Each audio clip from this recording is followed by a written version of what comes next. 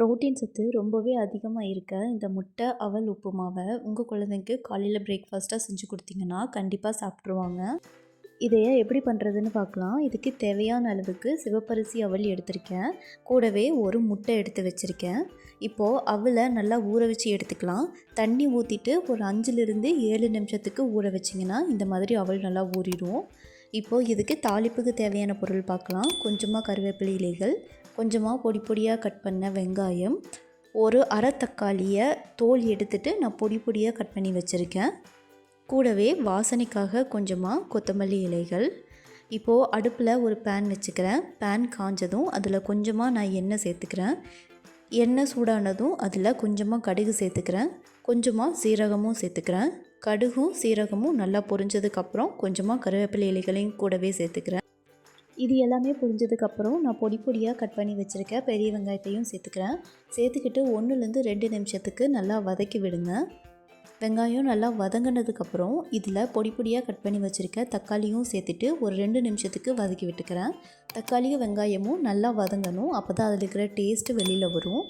இது நல்லா வதங்கினதுக்கப்புறம் கூடவே நான் கொஞ்சமாக மஞ்சத்தூள் சேர்த்துக்கிறேன். இது கூடவே கொஞ்சமாக கரம் மசாலா வாசனைக்காக சேர்த்துக்கிறேன். இது ஆப்ஷனல் தான், வேண்டான்னா நீங்கள் ஸ்கிப் பண்ணிக்கோங்க. இப்போது இந்த மசாலாவை பச்சை வாசனை போகிற அளவுக்கு நல்லா வதக்கி விடுங்க. தக்காளி வெங்காயம் எல்லாமே இது கூட நல்லா கலந்துக்கணும். இப்போது கொஞ்சமாக நான் தண்ணி சேர்த்துக்கிறேன்.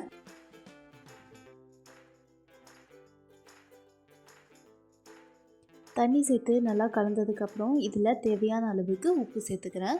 உப்பு ஆப்ஷனல் தான், நீங்கள் 1 வயசுக்கும் கீழே இருக்க குழந்தைங்களுக்கு உப்பு அவாய்ட் பண்ணிக்கோங்க. உப்பையும் நல்லா கலந்து விடுங்க. தண்ணி கொஞ்ச நேரம் கொதிக்கட்டும்.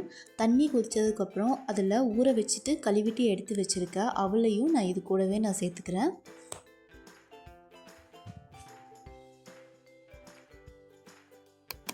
இப்போது வாசனைக்காக எடுத்து வச்சுருக்க கொத்தமல்லி இலைகளையும் நான் இது கூட சேர்த்துட்டு கலந்து விடுறேன். ஒரு 2லேருந்து 3 நிமிஷத்துக்கு நல்லா கொதிக்கட்டும். அவல் நல்லா வேகணும். பாருங்கள், அவல் நல்லா வெந்துருச்சு, தண்ணியும் கம்மியாயிருச்சு. இந்த அளவுக்கு வந்ததுக்கப்புறம் நான் ஒரு முட்டையை உடைச்சிட்டு சேர்த்துட்டு இந்த மாதிரி நல்லா கலந்து விடுங்க. இதில் மிச்சம் இருக்க தண்ணியும் முட்டையும் கலந்துட்டு ஒன்றா உங்களுக்கு மெரிச்சாயிடும். அதனால உங்களுக்கு முட்டை பெரிய பெரிய கட்டியாக சேராது. பாருங்கள், இந்த அளவுக்கு நல்லா கிளறி விட்டதுக்கப்புறம் அவல் ரெடி ஆயிடுச்சு.